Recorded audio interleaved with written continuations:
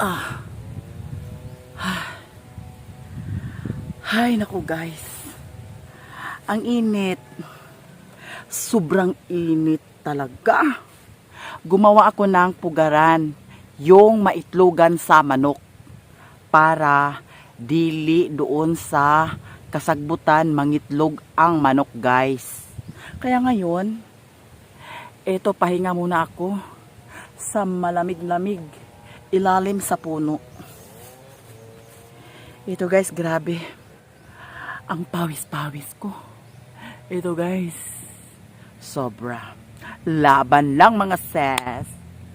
Eto, may magawa na ako na pugaran para maitlogan sa manok guys. Eto, pailin-ilin lang tayo dito sa bukid kung ano ang magawa natin dito sa bukid guys. Ayan. Diba? Grabe talaga. Ang init. Eto, pauwi na rin ako guys. Pahinga muna ako dito. Ang sarap ng hangin. Ang sarap-sarap ng hangin guys. Pahinga muna ako dito.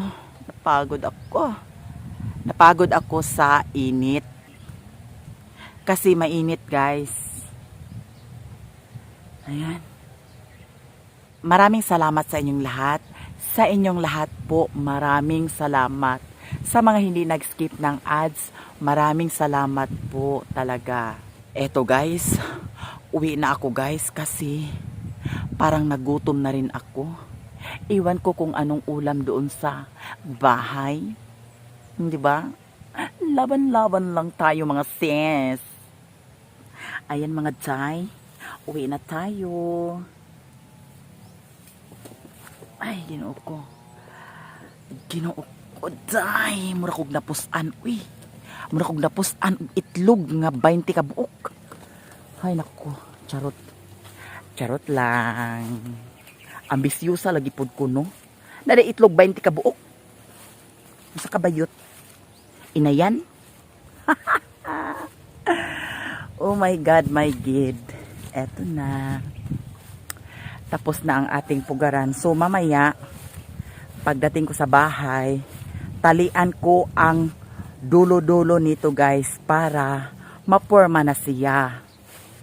Para makaitlog na si Maya Mia. Diyos ko, day. I love you so much to all of you.